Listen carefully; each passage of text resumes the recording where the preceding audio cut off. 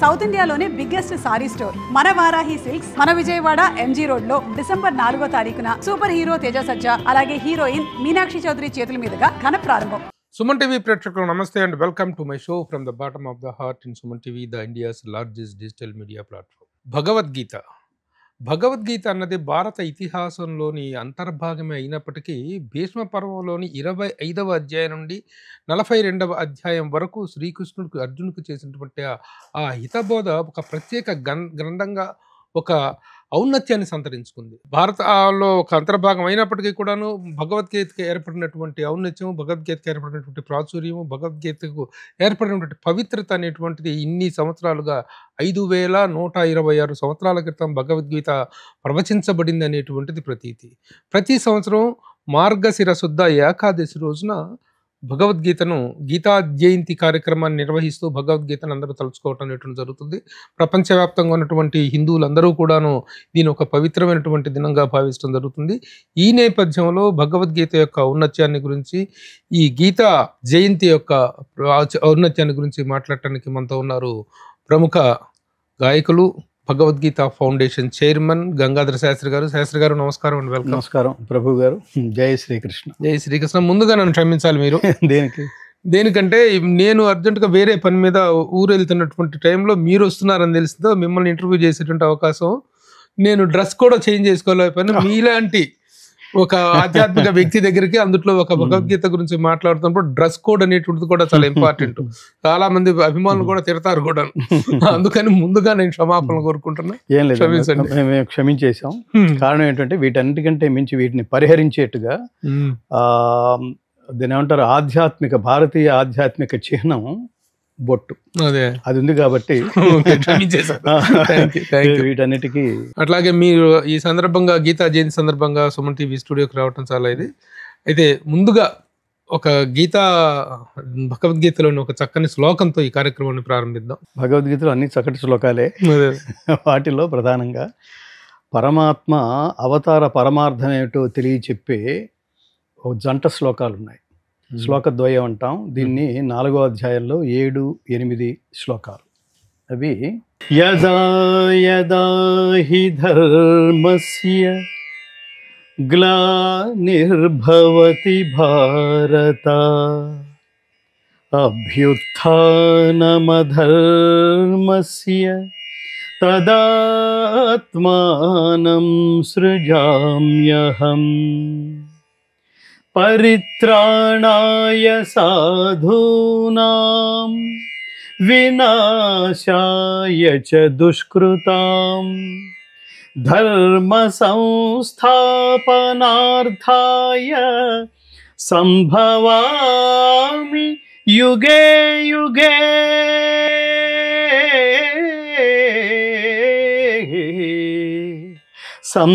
సంభవామి యుగే యుగే.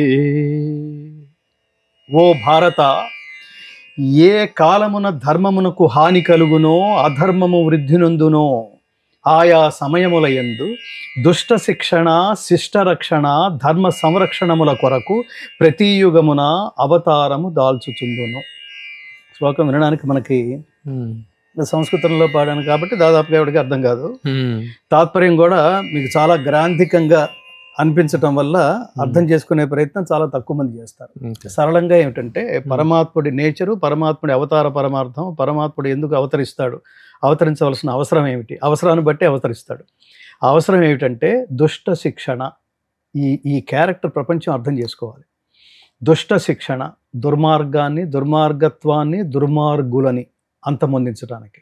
శిష్ట రక్షణ, మంచి వ్యక్తుల్ని, మంచితనాన్ని, పుణ్యాన్ని, ధర్మాన్ని రక్షించడానికి. ధర్మ సంరక్షణ, అల్టిమేట్గా ధర్మ సంరక్షణముల కొరకు ధర్మాన్ని రక్షించడానికి ప్రతి యుగంలోనూ నేను అవతరిస్తాను. ఇది పరమాత్మ అవతార పరమార్థం. ప్రతి యుగంలోనూ అవతరిస్తాను అంటే యుగానికి ఒక్కసారనే కాదు, ఆ యుగ ధర్మాన్ని బట్టి ఎన్నిసార్లు అవతరించాలో అన్నిసార్లు అవతరిస్తాడు. ఎక్కడన్నా ఒక దుర్మార్గానికి ఒకడు మరొకరి చేత శిక్షించబడుతున్నాడంటే ఆ శిక్షించేవాడు పరమాత్మ స్వరూపంగా భావించాలి. ఏది ఊరికే పోదు. Thank you sir. తాత్పర్య సహితంగా చక్కని శ్లోకంతో ప్రారంభించారు. Thank you. అలాగే ఈ కార్యక్రమంలోకి మనం ముందుకు వెళ్ళబోయే ముందు ఒక చిన్న సంతాపపూర్వకమైనటువంటి అంటే మీ తండ్రి గారు కాశీ విశ్వనాథ శర్మ గారు వారు ఈ మధ్య కాలం చేయటం జరిగింది. కానీ మీరు గంగాధర శాస్త్రి ఒక గాయకుడిగా ఘంటసాల గారి గాత్ర ధర్మాన్ని పాటిస్తూ ఎదిగినటువంటి ఒక గాయకుడిగా ఘంటసాల గారి ప్రభావం ఎంత ఉందో మీ తండ్రి గారి ప్రభావం కూడా ఉంటుంది. ఆయన కూడా స్వయంగా గాయకులు కూడా కావటం అనేటువంటిది. ఎలా ఆయన మిమ్మల్ని తర్ఫీదు చేశారు, ఎలాంటి ఈ శిక్షణ మీకు ఇచ్చారండి? నేను ముందు ఆయన కడుపున నా కాశీ విశ్వనాథ శర్మ గారు మా తండ్రి గారు, మా అమ్మగారు శ్రీలక్ష్మమ్మ గారు, వారి కడుపును నేను జన్మించడం అనేది నా పూర్వజన్మ భాగ్యం. అది ఎప్పుడు తెలుస్తుందంటే, ఈ మోడర్న్ సొసైటీలో చాలామంది పిల్లల్ని చూస్తున్నప్పుడు, వాళ్ళ తల్లిదండ్రులను చూస్తున్నప్పుడు, నేను కూడా ఇలా పుట్టుంటే నా జీవితం పాడైపోయి ఉండేది, ఒక ఆదర్శం కానీ, ఒక లక్ష్యం కానీ, ఒక ఐడియాలజీ కానీ, ఒక ధర్మం కానీ, ఒక సంస్కృతి కానీ ఇలా ఏమీ లేకుండా కేవలం డబ్బు సంపాదన కోసమే బతికేస్తున్నారు ఏంటరా వీళ్ళు, జీవితం చాలా విలువైంది కదా అని కొంతమందిని చూస్తున్నప్పుడు అనిపిస్తుంది. కానీ మా నాన్నగారు మా అమ్మగారు కడుపున పుట్టడం వల్ల ఆ విలువలు, జీవితం విలువలు ఏంటో తెలిసినాయి. నేను గాయకుడు కావడం వల్ల ఆ భాష విలువ ఏంటి, సంస్కృతి విలువ ఏంటి, సంప్రదాయం విలువ ఏంటి, వాటుడు వాట్నాటుడు, ఏది చేయాలి ఏది చేయకూడదు, ఏది పాడాలి ఏది పాడకూడదు, ఎలా ప్రవర్తించాలి, తప్పుటడుగులు ఏమిటి, వాటిని సరిచేయడం ఏమిటి.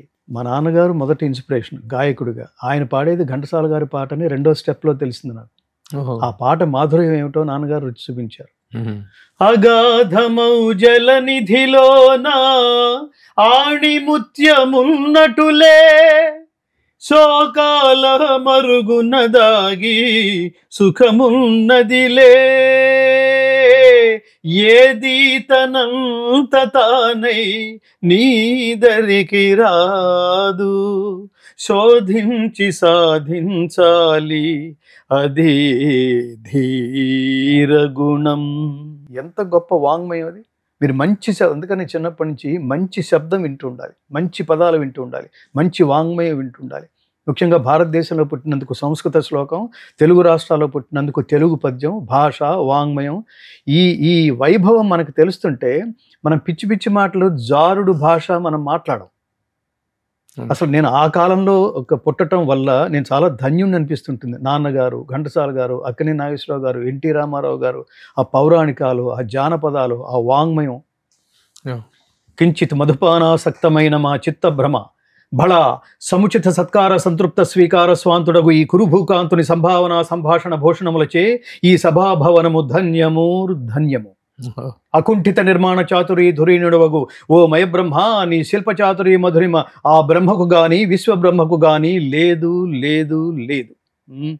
లేవచ్చును లేకపోవచ్చును, కానీ ఆ పాండవ హతకులకిట్టి పరిషత్తు లభించడం మాత్రము మానధనులమైన మా బోంట్లకు దుస్సహం. శత్రుకృతాపచారము కంటే శక్తిమంతుల వైభవము దావానల సదృశము. ఇక మేమిందుండరాదు. ఇవన్నీ ఎలా దగ్గర నుంచి ఎప్పుడు భగవద్గీత ప్రవచనం మెలోడీ విన్నాం, అద్భుతంగా చెప్పారు. అవును ప్రభు గారు. ఇప్పుడు ఆ భాష కానీ, ఆ ఫ్లో కానీ, దాని పట్ల ఆకర్షితులు అవడం కానీ, ఇదంతా సంస్కారం. ఇది పూర్వజన్మ వాసన వల్ల ఈ సంస్కారం లభించినప్పటికీ దాని కొనసాగింపు బిగినింగ్ డేస్ నుంచే మళ్ళీ దాన్ని గుర్తు చేయడానికి ఒక టీచర్ ఉండాలి. ఆ వేలో Kashi Vishwanatha Sharma garu he's my best teacher of my life and best teacher of my life. Another best teacher of my life is my mother.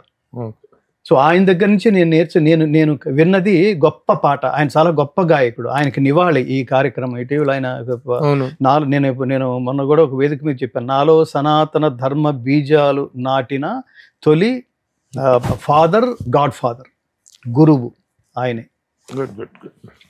అట్లా ఆయనకి స్మరణతో మనం ఈ కార్యక్రమాన్ని కొనసాగిస్తున్నాం. ముందుగా రెండవది, నేను చాలా ఆనందంగా ఆయన నాకు రుచి చూపించిన భగవద్గీతలో ఒక విషయం చెప్పబడింది. మనం పితృదేవతలకి ఈ తర్పణాలు అందించేటప్పుడు, లేదా మనం పితృదేవతలకి మన ముందున్నప్పుడు తండ్రి దైవము, తండ్రి గురువు, తండ్రి గాడ్ ఫాదర్ అని మాట్లాడతాం. భౌతికంగా ఉన్నప్పుడు వాళ్ళు ఈ లోకం నుంచి వెళ్ళిపోయినప్పుడు వాళ్ళు పితృదేవతలు అవుతారు. ఆ పితృదేవతలు తర్పణాలు అందించే మన సంస్కృతిలో ఆయన అస్థికలు నిమజ్జనం చేయడం ఎక్కడ అని చాలామంది తల్లిదండ్రులు పోతే అస్థికలు ఎక్కడ నిమజ్జనం చేయాలి అంటే దానికి రెఫరెన్సు శ్రీకృష్ణ పరమాత్మ. ఆయన భగవద్గీతలో చెప్పింది, నదులన్నిటిలో కంటే వేదానాం సామవేదోస్మి దేవానాం అస్మి వాసవః అని చెప్తూ ఆయన నదులలో గంగ అని చెప్తాడు. నదులలో గంగలో నేను సుప్రతిష్ఠుడనై సమధికంగా కొలువై ఉన్నాను అని చెప్తాడు. శ్రోతసామస్మి జాహ్నవి. జాహ్నవి అంటే గంగ, శ్రోతసామ అంటే నదులలో గంగ. మా నాన్నగారు కాశీ విశ్వనాథ శర్మ గారు ఆ కాశీ విశ్వేశ్వరుడి సమక్షంలో ఉన్న గంగలో ఆయన అస్థికలు నిమజ్జనం చేసే సంస్కారం తిరిగి ఆయనే నాకు అందించాడు అనేది కృతజ్ఞత. అద్భుతం, అద్భుతం. తర్వాత ఈ గీతా జయంతి అనేటువంటి దాన్ని 5126 సంవత్సరాల క్రితం భగవంతుడు ప్రవచించినటువంటిది ఇది. కృష్ణ భగవానుడు ప్రవచించినటువంటి గీత. ఈ ఈ దీన్ని గీతా జయంతిగా నిర్వహించడం అనేటువంటి ఎప్పటి నుంచి జరుగుతుంది? ఏంటి ఈనాటి ఈ కార్యక్రమ ప్రాశస్త్యం? గీతా జయంతి జరుపుకోవడం అనేది దాదాపుగా శంకరాచార్య కొన్ని వేల సంవత్సరాల క్రితం, 3000 సంవత్సరాల క్రితం శంకరాచార్య నుంచి ప్రారంభమైంది. అసలు నిజానికి మీరు ప్రారంభంలో చాలా గొప్ప ఇంట్రడక్షన్ ఇచ్చారు. పండితులు ఏవైతే చెప్తారో అదే చెప్పారు మీరు చాలా చాలా చాలా పర్ఫెక్ట్ గా. అదేమిటంటే భారతదేశానికి స్వాతంత్రం వచ్చే నాటికి శ్రీకృష్ణ పరమాత్మ అర్జునుని నిమిత్తంగా చేసుకుని ప్రపంచ మానవాళికి బోధించిన సన్మార్గంలో నడిపించడానికి బోధించిన కర్తవ్య బోధ భగవద్గీత. ఇది కర్తవ్య బోధ, అది అండర్లైన్ చేస్తున్నాను. ఏదో దేవుడు ఏదో చెప్పాడంటే శ్లోకాలు మంత్రాలు అవి మనకు సంబంధించింది కాదు, వృద్ధాప్యానికి సంబంధించింది లేదా ఒక మతానికి సంబంధించింది. నో, అది నాన్ సెన్స్, అది తెలియని వాళ్ళు మాట్లాడే మాట. అది భగవద్గీత అనేది లైఫ్స్ లెసన్స్. భగవద్గీత మొత్తం ఫిల్డ్ విత్ లైఫ్స్ లెసన్స్. అది జీవన గీత, అది మరణ గీత కాదు. అది life text, driving rules book. అది మనిషి అనే ప్రోడక్ట్కి పరమాత్మ అందించిన ప్రోడక్ట్ మాన్యువల్. అది చదువుకుంటే జీవితం, ఇది చదువుకుని ఓహో ఇది లైఫ్ ఇలా లీడ్ చేయాలి అనేందుకు చెప్పిన, అర్జునుని నిమిత్తంగా చేసి చెప్పిన అత్యద్భుతమైన బోధ. ప్రతి ఒక్కళ్ళు దేశ కాల జాత్యాదులకు అతీతంగా వయో వర్గ లింగ విభేదాలకి తావు లేకుండా సర్వమానవాళి శ్రేయస్సును కాంక్షిస్తూ బోధించింది. ఇది బోధించబడిన భారతదేశం గొప్పతనం. ఇది బోధించబడిన రోజు మార్గశిర శుద్ధ ఏకాదశి. ప్రపంచంలో ఏ మతానికి ఏ మత గ్రంథము, నిజానికి ఇది మతం కాదు, ఇది ధర్మం. ప్రపంచంలో మిగతా మత గ్రంథాలన్నీ బైబిల్ ఎప్పుడు రాయబడింది అంటే డేట్ చెప్పలేరు, ఖురాన్ ఎప్పుడు రాయబడింది అంటే డేట్ చెప్పలేదు. అవి ఒకవేళ అవి రచించబడిన గ్రంథాలు మానవుల చేత రచించబడిన గ్రంథాలు. ఇది సాక్షాత్తు పరమాత్ముని ముఖపద్మం నుండి వెలువడిన మహోత్కృష్టమైన దివ్యవాణి. అందుకని దీని పేరు కృష్ణగీత కాదు, భగవద్గీత. కృష్ణగీతను పెట్టచ్చు కదా, వ్యక్తి పేరుతో రచించబడింది అయితే నో. రెండోది ఇది సనాతనమైనది. ప్రపంచంలో ఒకే ఒక్క దైవ గ్రంథం, మిగతా మానవ గ్రంథాలు, అవి మానవీయ గ్రంథాలు కూడా కాదు, మానవ గ్రంథాలు మాత్రమే. ఇది మాత్రం దైవ గ్రంథం. దైవం ఎప్పుడు సర్వ ప్రాణి సర్వ మానవాళి విశ్వశ్రేయస్సు కోసం ఉద్దేశించి మాట్లాడతాడు. అందుకని ప్రతి స్టేట్మెంటు ఏ దేశంలో అయినా సరే ఆ స్టేట్మెంట్ ఉపయోగపడుతుంది. కరెక్టరా, బాగా చెప్పాడు, ఎవరు చెప్పారు అని ఎవరన్నా క్వశ్చన్ చేస్తే అది భారతదేశంలో కృష్ణుడని వాళ్ళందరూ భగవంతుడిలాగా ప్రార్థించే కృష్ణుడు చెప్పాడరా అంటే భలే చెప్పాడరా అని ప్రపంచంలో అందరూ అనగలరు. అందుకని ఒక దేశానికి ఒక మతానికి చెందింది కాదు. అందుకని చెప్తాను, Edwin Arnold, Max Muller, Oppenheimer, Warren Hastings, Einstein, Aldous Huxley, David Frawley, వీళ్ళందరూ పాశ్చాత్యులు. వాళ్ళ చేత ప్రశంసించబడి ఏం చెప్పాడరా, కర్మణ్య, do your duty sincerely without aspiring anything result. అసలు రిజల్ట్ మీద దృష్టి పెట్టద్దు. సైకలాజికల్ గ్రంథం అది. ఒక పని చేస్తున్నంతసేపు రిజల్ట్ గురించి ఆలోచిస్తున్నావు అంటే పని నుంచి డైవర్ట్ అవుతున్నావు అని అర్థం. డైవర్షన్ లేకుండా పని మీదే కాన్సన్ట్రేట్ చేయి, రిజల్ట్ అద్భుతంగా ఉంటుంది. అందుకని ఇది సిద్ధాంత గ్రంథమైంది. భగవద్గీత దైవ గ్రంథంతో పాటు భగవద్గీత మత గ్రంథం కాదు, సిద్ధాంత గ్రంథం. ఒక సిద్ధాంతం వెలువరించిందంటే సూర్యుడు తూర్పున ఉదయించును లాంటి స్టేట్మెంట్ అన్నమాట భగవద్గీతలో కృష్ణుడు అర్జునుడికి చెప్పిన ప్రతి మాట. అందుకని మీరు చెప్పినట్టుగా 1,00,000 శ్లోకాల సంహిత అయిన మహాభారతంలో మధ్యే మహాభారతం భీష్మ పర్వం 6వ అధ్యాయమైన భీష్మ పర్వంలో 25 భీష్మ పర్వంలో కూడా 25వ అధ్యాయం నుంచి 42వ అధ్యాయం వరకు ఉన్న 18 అధ్యాయాల జ్ఞానబోధ, కర్తవ్య బోధ భగవద్గీత. దాన్ని పరిశోధన చేసి అసలు మొత్తం 1,00,000 శ్లోకాలు చదివే అవకాశం ఎవరికీ ఉండదు. ఒకవేళ ఉన్నా కూడా ఎవరికి టైం లేదు. ఈ శరీరయాత్ర నడపడానికి ప్రతిరోజు ఉన్న బిజీలో 1,00,000 శ్లోకాలు ఎప్పటికి చదువుతాడు, ఏం అవసరం అనుకుంటాడు. అందుకని ఈ 700 శ్లోకాలు చదివితే చాలు మానవ జీవితం అత్యున్నతంగా నడుపుతుంది. మానవ జీవిత సరళిని, ఆ శైలిని అత్యద్భుతంగా నడిపించడానికి 700 శ్లోకాలు చాలు అని శంకరాచార్య అనే మహాత్ముడు భావించి మొట్టమొదటిసారి అందులోంచి బయటికి తీసి అవి ఆ రోజుల్లో రేకుల మీద రాసుకుని దాన్ని ప్రచారం చేసి ప్రపంచానికి తన భాష్యాల రూపంలో మొట్టమొదటి భాష్యకారుడు భగవద్గీత భాష్యం రాసి ప్రపంచానికి అందించి ప్రచారం చేసిన మహాత్ముడు జగద్గురు ఆదిశంకరాచార్య. వారికి జాతి రుణపడి ఉండాలి. అక్కడి నుంచి గీతా జయంతి ప్రారంభమైంది. మార్గశిర శుద్ధ ఏకాదశి గీతా జయంతి అని. రెండోది చాలు దీని విశేషం ఏమిటంటే ప్రపంచంలో ఏ పుస్తకానికి పుట్టినరోజు పండగ జరుపుకునే సంప్రదాయం మనం ఎక్కడా చూడం. ఒక భారతదేశంలోనే భగవద్గీతకే పుస్తకానికి పుట్టినరోజు, ఒక బోధకి పుట్టినరోజు, ఒక గ్రంథానికి పుట్టినరోజు, అది గీతా జయంతి, గీత బోధించబడిన రోజు. అది దీని విశిష్టత. అది మనం చాలా గర్వపడాలి. ఇది ప్రతి ఒక్కళ్ళు చదువుకుని ఇంకోటి ఏమిటంటే ఈ సందర్భంగా స్పష్టం చేయాల్సింది, Bhagavad Gita is not just a reading text, it is a practicing text. Bhagavad Gita పఠనా గ్రంథం కాదు, భగవద్గీత కేవలం పారాయణ గ్రంథం కాదు. భగవద్గీతని ఫస్ట్ లెవెల్లో చదవండి, సెకండ్ లెవెల్లో అర్థం చేసుకోండి, 3వ లెవెల్లో దాన్ని ఆచరించండి, 4వ లెవెల్లో దాన్ని ప్రచారం చేయండి, 5వ లెవెల్లో దాని గురించి ఏమాత్రం అవగాహన లేకుండా పిచ్చగా మాట్లాడిన వాళ్ళకి ఫస్ట్ లెవెల్లో ఎడ్యుకేట్ చేయడానికి ప్రయత్నించండి. వాడు ఎడ్యుకేట్ కాకపోతే తగిన విధంగా బుద్ధి చెప్పండి. దాన్ని రక్షించుకునే మార్గం అది. శ్రేయాన్ స్వధర్మో విగుణః పరధర్మాత్ స్వనుష్ఠితాత్ స్వధర్మే నిధనం శ్రేయః పరధర్మో భయావహః. హిందువులు అతి సంయమనం పాటించడం కారణంగా హిందువుల మీద ఎవడు పడితే వాడు ఇష్టం వచ్చినట్టు మాట్లాడుతుంటారు. ప్రభు గారు, మనం గుడికి వెళ్తున్నాం, దండం పెట్టుకుంటున్నాం, నెక్స్ట్ డే ఆ గుడిని కూల్చేయటం ధైర్యంగా, ఆ గుళ్ళో విగ్రహాలను కూల్చేయటం ధైర్యంగా. అదే గుడికి వెళ్లే భక్తులు ఎవరు రోడ్డు మీదకి వచ్చి నిరసన వ్యక్తం చేయకపోవటం దారుణం. అది వాళ్ళ బలం కాదు, మన బలహీనత. వాళ్ళ ధైర్యం ఏంటో తెలుసా? మన అధైర్యం, మన అతి సంయమనం. వాడి పాపాన వాడేం పోడు. సిస్టమ్ ఒకటి ఉంది, వాడు శిక్షించబడాలి. హిందువులు రోడ్డు మీదకి రాగలగాలి. మనదని గట్టిగా అనుకోపోవడం అనేది ఈ టోన్ పెంచి నేను మాట్లాడడం మనస్తాపానికి కారణం ఇది. నీది అని అనుకుంటే బలంగా దాన్ని ఊరుకుంటామా ప్రభు? మీ అమ్మగారిని అంటే ఊరుకుంటారా మీరు? మీ నాన్నగారిని అంటే ఊరుకుంటారా? మీ పిల్లల్ని ఏమన్నా అంటే ఊరుకుంటారా? మీ ఆస్తుల మీద ఇంకోళ్ళు ఎవరన్నా కన్నేస్తే ఊరుకుంటారా ప్రభు గారు? మరి నీ ఇన్విజిబుల్ మదర్ కదా మతం అంటే. దాన్ని ఎవరన్నా అంటే మీరేం మాట్లాడలేదంటే, జస్ట్ తిరుమల తిరుపతి దేవస్థానం కూడా, అది ధర్మ కేంద్రం అని మాట్లాడుతున్నాం కదా, తిరుమల తిరుపతి దేవస్థానం కూడా ఖండించదేంటి? పాయింట్ బ్లాంక్ లో గన్ పెట్టి నువ్వు హిందువా అని అడిగి కాల్చి 26 మంది అమాయకులైన టూరిస్టుల్ని చంపేస్తే ఈ దేశం బయటికి రాదా? ఒకడు బయటికి రాడా? ఒక స్వామీజీ బయటికి రాడా? అనుయాయులు బయటికి రారా? నిరసన వ్యక్తం చేయరా? హిందూ అని మాట్లాడే ప్రతి ఒక్కడి మీద రియాక్ట్ అవ్వాల్సిన బాధ్యత లేదా? ఏం దేశం ఇది? ఏ స్థితిలో ఉన్నాం? నిద్రపోతున్నాం. హిందూయిజం నిద్రాణ ఊరి చెప్పుకునే హిందూయిజం ఏ స్థితిలో ఉంది అంటే, ఎంత బలహీనమైన స్థితిలో ఉందంటే, వాట్సాప్ మెసేజ్లు వస్తాయి, ఏదో శ్లోకమో స్తోత్రమో దాని అర్థమో, లేదా చాగంటి వారో లేదా గరికిపాటి వారో ఈ మెసేజ్లను ప్రతిరోజు లేచి ఈ మెసేజ్లను 10 మందికి ట్రాన్స్ఫర్ చేసేసుకుంటే, ఫార్వర్డ్ చేసేసుకుంటే మనం హిందువులు అయిపోయాం. అది చేతులు దులిపేసుకోవటం. ఇదే హిందూయిజం అంటే.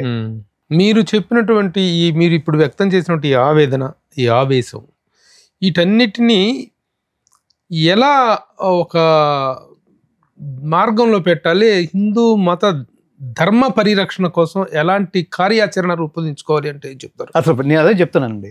మీరు వేదవ్యాస మహర్షిని గొప్ప మాట అడిగారు.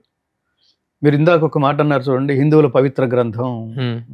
మిగతా మతాలన్నిటికీ పవిత్ర గ్రంథాలు ఒక్కొక్కటే. అక్కడ బైబిల్, ఇక్కడ ఖురాను, ఇంకోటి ఆది గ్రంథ, అలా చెప్పుకుంటారు. ఇక్కడ అన్ని పవిత్ర గ్రంథాలే. ఒక భగవద్గీత కాదు, అమాయకులు మాట్లాడతారు. వేదం పవిత్ర గ్రంథం కాదు, ఉపనిషత్తులు పవిత్ర గ్రంథం కాదు. ఆ వేదాన్ని వర్గీకరించినవన్నీ పవిత్రమైన మార్గాలు కాదు. శిక్ష, వ్యాకరణం, ఛందస్సు, కల్పం, నిరుక్తం, జ్యోతిషం ఇవన్నీ పవిత్రమైనవి కాదు, నీ జీవనాన్ని నడిపించేవి. సో అలాగే భగవద్గీత, అలాగే పురాణాలు, అలాగే ఉపనిషత్తులు, ఇవన్నీ కూడా వీటిని కాపాడుకునే ప్రయత్నంలో ప్రతి ఒక్కడు మీరు చెప్పినట్టుగా ఎలా హిందువులు జాగృతం కావాలంటే అసలు ఫస్ట్ వీటన్నిటిని అదే వేదవ్యాస మహర్షిని అడిగారు. హిందూయిజానికి సిలబస్ అనంతం. ఓ జీవితకాలంలో ఇన్ని చదువుతామా? మమ్మల్ని కన్ఫ్యూజ్ చేయకండి, మాకు టైం కూడా లేదు, అందుకని ఏదో ఒక్కటి చెప్పండి అంటే ఆయన అన్నారు, గీత సుగీత కర్తవ్య కిమన్యై శాస్త్ర విస్తరై యా స్వయం పద్మనాభస్య ముఖ పద్మ వినిశ్రుత. సరే ఇవన్నీ అక్కర్లేదు నాయన. సాక్షాత్తు పరమాత్మ ముఖపద్మం నుండి వెలువడిన మహోత్కృష్టమైన దివ్య సందేశం కర్తవ్య బోధ అయిన సమగ్ర అన్ని గ్రంథాల అన్ని శాస్త్రాల సమాహారం సారాంశమైన భగవద్గీత ఉండగా ఇతర శాస్త్రాలతో పని ఏంటి? Bhagavad Gita itself is called as a Gita శాస్త్రం, అదొక్కటి చదివితే చాలు అన్నాడు ఆయన. సో కాబట్టి ప్రతి హిందువు భగవద్గీత శ్లోకం చదవండి. తల్లులారా మీరు ఒక శ్లోకం రోజుకు చదవండి, మీ పిల్లలకి నేర్పించండి, తాత్పర్యంతో సహా నేర్పించండి. వాడు ఎంత ఫ్యూచర్లో ఎంత గొప్పవాడు ఒక అంటే వాడు నేర్పించడం అంటే అర్థం ఏంటంటే ఒక ఐడియాలజీతో, ఒక సంస్కారంతో, ఒక క్యారెక్టర్తో బిల్డ్ చేయటం అన్నది. మీరు స్కూల్కి వెళ్తే నేర్చుకునేది విద్య మాత్రమే, ఇది జ్ఞానం. జ్ఞానం లేని విద్య నిరర్ధకం. ఇప్పుడు వాడు ఈ మధ్యన చాలా ఫ్రీక్వెంట్గా టీవీల్లోనూ సోషల్ మీడియాలోనూ బాగా చెలరేగిపోయి ఒక వార్త వస్తుంది. వాడు పాపం వీళ్ళు 100 కోట్లు పెట్టి సినిమాలు తీస్తుంటారు ప్రభు గారు.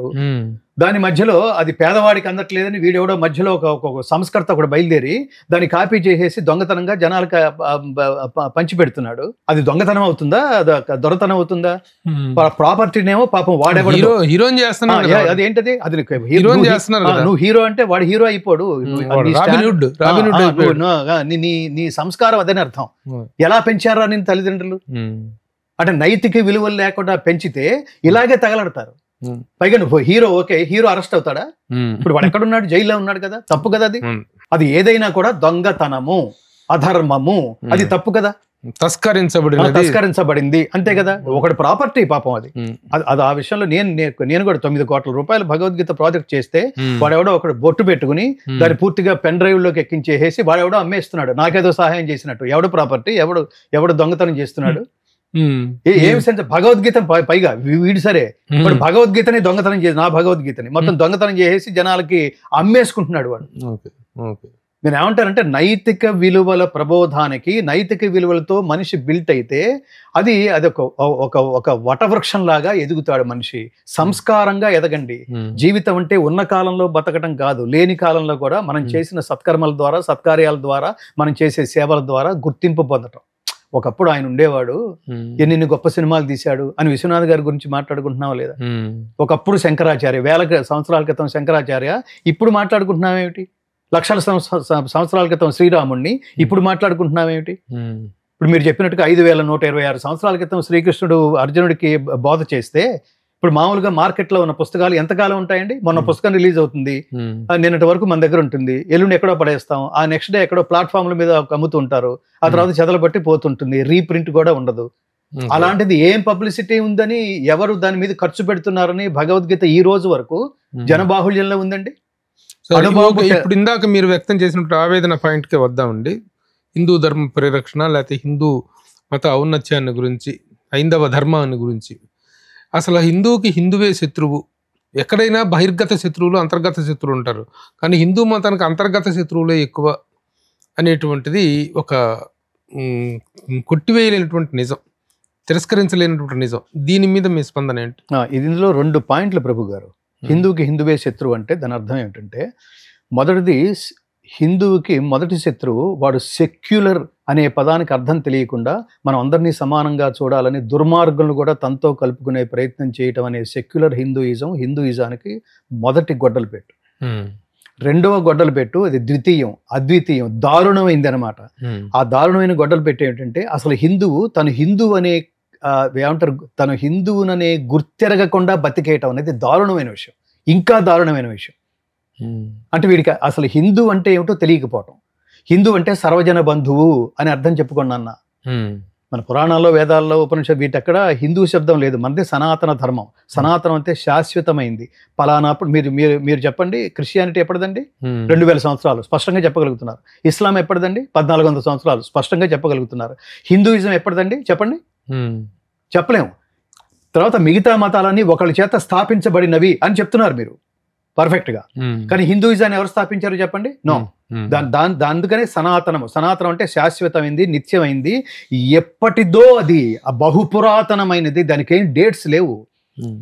కృష్ణుడు అర్జునుడికి బోధిస్తూ ఇమం వివస్వతే యోగం ప్రోక్తవానహమవ్యయం వివస్వాన్ మనవే ప్రాహ మనురిక్ష్వాకవే బ్రవీత్ అంటాడు. ఇది సృష్టి ఆదిలో నేను సూర్యుడికి ఉపదేశించాను అన్నాడండి. అసలు అంటే ఎప్పటిది చెప్పండి అది? ఆ చెప్పిన వాడు ఏదో ఊరికే నోటికి ఏదో వచ్చిందనేది చెప్పేలేదు. నువ్వు ఇన్ని మాట్లాడుతున్నావు కదా, ఇవన్నీ నేను ఎట్లా నమ్మాలి అన్నాడు అర్జునుడు. మనకు అడిగే ప్రశ్నే, ఎవరికి వాడు నేను దేవుడిని అనుకోవచ్చు కదా, దేవుడిని అనుకుంటే సరిపోదు, దేవుడిని ప్రూవ్ చేసుకోవాలి. ఆ ప్రూవ్ చేసుకోబడిందే విశ్వరూప సందర్శన యోగం. అది నేను హిందువుగా భావించబడాలి, హిందువుగా నేను ఐఎమ్ ఏ క్రిస్టియన్ అనగలుగుతున్నాడు. వాళ్ళ ఎజెండా వాళ్ళ అత్యద్భుతంగా వాళ్ళకి ఇంప్లిమెంట్ చేయగలుగుతున్నారు, ప్రతి వాడిని కన్వర్ట్ చేయటం. ఇది ఒక దరిద్రమైన జాడ్యంలో ఉంది ఆ మతం. అమ్మని మార్చడం ఏంటరా, యూజ్లెస్ ఫెలోస్. తల్లిని మార్చే ప్రయత్నం ఏమిటది? మనకు మతం అంటే ఏమనుకున్నాం, ఇన్విజిబుల్ మదర్, కంటికి కనిపించని తల్లే మతము. అది ఏం చెప్తోంది? మార్గం చెప్తోంది. మతం అంటే అభిప్రాయం. నేను ఎప్పుడు చెప్తుంటాను, మతము ఇమే మతః అంటాడు కృష్ణుడు, అంటే ఇది నా అభిప్రాయము అని. ఎవడభిప్రాయం అయితే ఒక వర్గానికి మాత్రమే పరిమితం అవుతుందో దాని పేరు మతము. ఎవడభిప్రాయం అయితే దేశ ఎల్లలు దాటి ప్రపంచవ్యాప్తం కాలాన్ని కూడా దాటి అన్ని కాలాలకి వర్తించే విధంగా మహోదాత్తమైన పద్ధతిలో అభ్యుదయ నిశ్రేయస మార్గాలని చూపిస్తూ నిన్ను శాశ్వతుణ్ణి చేస్తుందో అట్టి అభిప్రాయం పేరు మతం కాదు, ధర్మము. ఓకే, ఇప్పుడు హిందూ మతం నుండి పరమతాల్లోకి మత మార్పిడి జరగడం అనేటువంటిది చాలా రెగ్యులర్గా జరిగేటువంటి ప్రక్రియ. కానీ వేరే మతాల నుంచి హిందూ మతంలోకి రావటం అనేటువంటిది మాత్రం చాలా అరుదుగా జరుగుతుంది, ఎక్కడో కొండకొచ్చు అన్నట్టుగా. ఎందుకు హిందూ మతంలో నుంచి అవతల మతంలోకి వెళ్ళటానికి, ఇతర మతాల్లోకి వెళ్ళటానికి ఆ కారణాలు ఏంటి, ఆ ప్రలోభాలు ఏంటి? ఇంకొక విషయం ఏంటంటే, అసలు ఆ మతస్థుల కంటే కూడాను, ఒరిజినల్ మతస్థుల కంటే కూడా ఈ కన్వర్టెడ్ మతస్థులు ఉంటారు చూసారా, వాళ్ళ ఓవర్ యాక్షన్, వాళ్ళ అతి, వాళ్ళ ఆర్భాటం మామూలుగా ఉండదు. ఎందుకు అంతగా స్వధర్మం యొక్క మూలాలను కూడా పెకలించుకొని వెళ్ళిపోయి పరధర్మంలోకి? స్వధర్మం అంటే తల్లిదండ్రులు, మతం అనేటువంటిది తల్లిదండ్రులతో సమానమే, తల్లిని మార్చినట్టే. కానీ అలాంటి ఒక దౌర్భాగ్య స్థితికి వెళ్ళటానికి కారణం ఏంటి? దానికి నిరోధించడానికి ఎలాంటి ప్రయత్నాలు హిందూ ధార్మిక సంస్థలు చేస్తున్నాయి? మీరు ముఖ్యంగా మీలాంటి వాళ్ళు హిందూ ధార్మిక సంస్థలు ఎలాంటి చర్యలు తీసుకుంటున్నాయి? ఇది చాలా గొప్ప ప్రశ్న గురువు ఒక ప్రభు గారు. ఇందులో ప్రధానమైంది మన లోపమే. స్వీయ లోపము లెరుగుట పెద్ద విద్య అంటాడు చూడండి. నాగేశ్వరరావు అనేక వేదికల మీద చెప్తుండేవాళ్ళు. గాలిబ్ మనం ఎక్కడో ప్రచారం చేయడంలో వెనకబడిపోయినాం, ఆత్మ విద్య తెలియటంలో వెనకబడిపోయాను. కారణం ఏంటంటే తల్లిదండ్రులకి పిల్లలకి మధ్య గ్యాప్. అసలు లోకాన్ని సమాజాన్ని నిందించడం తర్వాత పెడదాం. సమాజం అంటే ఎవరు? మనమే కదా. మన ఇంట్లో ఉంటే కుటుంబం, బయటకు వస్తే సమాజం. సమాజం వేరుగా ఉండదు. ఇంట్లో అసలు మీరు మీ పిల్లలతో ఎంత సమయం గడుపుతున్నారు, ఎంతసేపు మాట్లాడుతున్నారు, ఆ మాట్లాడే మాటలు ఏమిటి? ధర్మం గురించి ఏమైనా పంచుకుంటున్నారా? మీ ఎక్స్పీరియన్స్ గురించి ఏమైనా పంచుకుంటున్నారా? విలువల గురించి ఏమైనా పంచుకుంటున్నారా? నైతిక విలువల గురించి ఏమైనా పంచుకుంటున్నారా? ఇవాళ గ్లోబలైజేషన్ పేరుతో కిటికీలు తెరిచేసి మొత్తం ప్రపంచం మొత్తం ఈ దేశాన్ని ఏమంటారు ముంచేసిన నేపథ్యంలో అసలు కొత్త కాన్సెప్ట్. పిల్లలు వాళ్ళకి స్వేచ్ఛ ఇవ్వాలి, వాళ్ళు పెరగనివ్వాలి. వాళ్ళు పెరిగితే వాడు గాలిగా పెరుగుతాడు. వాడిని వాల్యూస్తో పెంచడానికే, నాన్న నేను ఇంత కష్టపడి వచ్చాను, ఇన్ని విలువలు మా చిన్నతనంలో ఇలా ఉండేవి, మా మాస్టర్లు ఇలా చెప్పారు, చాలా గొప్ప స్టేట్మెంట్లు ఇచ్చారు, మా వేదం ఇలా చెప్పింది, మా ఉపనిషత్తులు ఇలా చెప్పింది. మా ఉపనిషత్తుల్లో ముఖ్యంగా తైత్తరీయ ఉపనిషత్తు మాతృదేవో భవ, తల్లే దేవుడు. ఫస్ట్ గాడ్స్ ఎవరంటే నలుగురు. ఎవరు? మాతృదేవో భవ, పితృదేవో భవ, ఆచార్య దేవో భవ, అతిథి దేవో భవ. ఇవాళ నువ్వు సుఖంగా ఉన్నావంటే, కంఫర్టబుల్గా ఉన్నావంటే, ఆనందంగా ఉన్నావంటే, ఇంత స్థాయికి ఎదిగావంటే మొత్తం తల్లిదండ్రులు వాళ్ళ కష్టాన్ని, వాళ్ళ ప్రేమని మొత్తం నీకు అంకితం చేయటం వల్లే నువ్వు ఇవాళ ఈ స్థితిలో ఉన్నావు. కాబట్టి నేను అని ఎప్పుడు అహంకరించుకో. వాళ్ళిద్దరూ కలిస్తేనే, వాళ్ళ జీవితం అంతా ధారపోస్తేనే ఈ నేను ఎదిగింది. తల్లిదండ్రులు పిల్లలకి ఈ విద్య చెప్పకపోవడం వల్ల ఆ విద్యతో పెరగటలేదు. న్యాచురల్ గా దాని ప్రభావం ఎలా ఉంటుంది? సమాజం మీద ఉంటుంది. ఆ సమాజం చివరికి ఎలా ఉంటుందంటే నీ ధర్మాన్ని, నీ మతాన్ని కాపాడుకోలేని స్థితిలో ఉంటుంది. చాలా క్యాజువల్ గా ఉంటారు. నేను దీన్ని ఎవరితో కంపేర్ చేస్తానంటే, నాన్న మనం క్రిస్టియన్స్ రా, చిన్నప్పటి నుంచి అది చెప్పి పెంచుతాడు. నాన్న మన ముస్లిమ్స్, నాన్న మన ఆహార్యం ఇది, మన టోపీ ఇది, మన నమాజ్ ఇది అని చెప్పి వాడు పెంచుతాడు. మనం ఏంటి అలా పెంచట్లేదేంటి? మనం కూడా ఈ శాస్త్ర ప్రకారం అన్నీ చేస్తున్నాం. వీటి మర్మం ఏమిటి, ఇవి ఎందుకు చేయాలి అనేది పిల్లల్ని కూడా ఇన్వాల్వ్. మీరు చూడండి, భక్తి కార్యక్రమాల్లో పిల్లల్ని తీసుకురారేంటి? వాళ్ళ కదా పరిచయం చేయాల్సింది. అప్పుడు ఈ ధర్మం బతుకుతుంది. ఇది లేకపోవటం వల్ల వీడు ఎంటీ మైండ్తో ఉన్నాడు. మా దాంట్లోకి వస్తే చాలా అద్భుతాలు జరుగుతాయని వాడికి ఫారిన్ నుంచి వచ్చే ఫండ్స్ని ఖర్చు పెట్టి వీళ్ళందరూ నీకేది కావాలంటే నేను ఇస్తాను, అని వాడు చెప్తున్నారు అనుకోండి, అందులోకి వెళ్ళిపోతున్నారు. మనం ఏం చెప్తున్నాం అంటే, ఇంకోటి ఏంటంటే ఓటు బ్యాంక్ రాజకీయం అనేటువంటిది కూడా హైందవ ధర్మానికి అది ఇంకొక గొడ్డలి పెట్టు. అది ఇంకొక పార్శ్వం ఏమిటంటే, దీన్ని ప్రభుత్వాలు క్యాష్ చేసుకుంటాయి, ఓట్లు క్యాష్ చేసుకుంటాయి. అట్లాంటి దారుణం అనమాట. అలాంటి అంటే నాకు ఇక్కడ ఒకటే బాధాకరమైనటువంటి విషయం ఏంటంటే, ఓటు బ్యాంక్ రాజకీయాలు చేస్తున్నారు, సరే దానికి సంబంధించిన, కానీ ప్రతి మతంలోనూ ప్రతి పార్టీలోనూ హిందువులు ఉన్నారు. అదే చెప్పారు, ప్రతి పార్టీలోనూ హిందువులు ఉన్నారు. హిందువులు మీరు చెప్తున్నారు కదా, పార్టీ వ్యక్తిగానే ఫలానా పార్టీ వ్యక్తిగానే ఉంటున్నారు తప్ప ఒక హిందూ అనేటువంటి స్పృహ అనేటువంటిది మాత్రం ఉండదు. అది నేను చెప్పేది. ఇంకా దానికి నేను సమాధానం చెప్పక్కర్లేదు. హిందువు తను హిందువుగా భావించకపోవడమే అత్యంత దురదృష్టం. హిందూ సమాజం బలహీనంగా ఉండటానికి ప్రధానంగా ఇది కారణం. బాల్య దశ నుంచే వాడిని హిందువుగా పెంచండి, సనాతన ధర్మీయుడిగా పెంచండి, ధర్మం అంటే ఏంటో చెప్పి పెంచండి, భగవద్గీత ద్వారా వాడికి ధర్మాన్ని పరిచయం చేయండి, అంతే. అప్పుడు ఇప్పుడు హిందూ సమాజం ఎంత బలహీనంగా ఉందో అలా నేర్పితే ఈ సమాజం అంత బలంగా ఉంటుంది. వెంటనే రియాక్ట్ అయిపోవాలి. ఇంకొక విషయం, మనం భగవద్గీతని ఒక పవిత్ర గ్రంథంగా, పవిత్రమైనటువంటి దీనిగా భావిస్తుంటాం. ఆచరించే వాళ్ళు ఆచరిస్తుంటారు, ఆరాధించే వాళ్ళు ఆరాధిస్తుంటారు. కానీ ఏ ఇతర మత గ్రంథము అమ్మబడని విధంగా ఒక అంగడి సరుకులాగా భగవద్గీతను సిగ్నల్స్ దగ్గర, బస్ స్టాండ్ల దగ్గర, రిక్షా సెంటర్స్లో, ఆటో సెంటర్స్లో బస్సు ఎంటపడి వాళ్ళు అమ్ముతా ఉంటారు భగవద్గీతని. వద్దు మర్రో అన్నా కూడా వినిపించుకోరు. ఈ సిగ్నల్ దగ్గర నుంచి పక్కన సిగ్నల్ దగ్గర ఎవరన్నారు భగవద్గీతను అమ్ముతుంటారు. అవును ఇస్కాన్ వాళ్ళు, ఇస్కాన్ సంస్థ వాళ్ళు. ఇస్కాన్ అనేటువంటిది ఓకే, కృష్ణ భగవద్గీతకి కృష్ణుడు చెప్పేటువంటి గొప్ప సంస్థ, ఎన్నెన్నో గొప్ప ధార్మిక కార్యక్రమాలు చేస్తుంది. ఆ ఔన్నత్యానికి మనం చేతులెత్తి నమస్కరిద్దాం. కానీ పవిత్రమైనటువంటి భగవద్గీతని సిగ్నల్స్ దగ్గర ఒక అంగడి సరుకులాగా అమ్ముతూ వచ్చేపోయే వాళ్ళు ఈ సిగ్నల్ దగ్గర నుంచి పక్క సిగ్నల్ దగ్గర, ఆ పక్క సిగ్నల్ దగ్గర ఎంత దూరం పోతే అంత దూరం ఈ విధంగా వెంటపడి వేధించి భగవద్గీతని అమ్మాల్సిన దౌర్భాగ్యం ఎందుకు అనేటువంటి ప్రశ్నకు మీరేం సమాధానం చెప్తారండి? నిజంగా చాలా గొప్ప ఆవేదన ప్రభు గారు. ఇతర ఏ మత గ్రంథము కూడా ఆ విధంగా అంగడి సరుకులాగా అమ్మపడదు. అది వేధిస్తున్నారు సిగ్నల్స్ దగ్గర. వేధిస్తుంటే, అడుగుతుంటే ఆ దైన్యము, ఆ దౌర్భాగ్యం ఎందుకు అంత పరిస్థితుల్లో భగవద్గీతని అంగడి సరుకుని చేయాల్సిన అవసరం దానికి మీరు ఎలాంటి? కరెక్ట్, నాకు అదే అనిపిస్తుంది ప్రభు గారు. నేను కారులో వెళ్తున్నప్పుడు కూడా వాళ్ళు అసలు అట్లాంటి చోట్ల చూడలేము. దైవ గ్రంథం అది. అంటే దాని ప్రధానంగా 2 కారణాలు. ఒకటి, భగవద్గీత పట్ల వాళ్ళకి గౌరవం ఏమాత్రం ఉందో నాకు చాలా డౌట్ వస్తుంటుంది. 2, దాని మీద అసలు వీళ్ళకి అవగాహన ఉందా అనిపిస్తుంది. ఎందుకంటే నిజానికి అంత అవసరం లేదు. నీకు అవసరమైన వస్తువు దగ్గరికి నువ్వే వెళ్ళాలి తప్ప ఆ వస్తువు నీ దగ్గరికి రాకూడదు. స్కూల్కి నువ్వు వెళ్తున్నావా, స్కూల్ నీ దగ్గరికి వస్తుందా? భగవద్గీత అలాంటిది. నీకు ఆసక్తి ఉంటే దాని దగ్గరకు వెళ్ళి నువ్వు పొందాలి తప్ప నువ్వు రోడ్డు మీదకి వచ్చేయకూడదు. భగవద్గీతలో కృష్ణుడే ఆ మాట చెప్తున్నాడు. ఇదంతే నా అతపస్కాయ నా అభక్తాయ కదాచన నచా శుశ్రూషవే వాచ్యం నచమాం యహ అభ్యసూయతి. నా మీద ఆసక్తి లేని వాడికి ఎప్పటికీ ఉపదేశించద్దు. తలుపు కొట్టి భగవద్గీత అమ్మాల్సిన అవసరం లేదు. వాడికి కావాలంటే వెతుక్కుంటూ వెళ్ళి భగవద్గీత పొందుతాడు. అప్పుడు మాత్రమే దాన్ని చదువుకుంటాడు.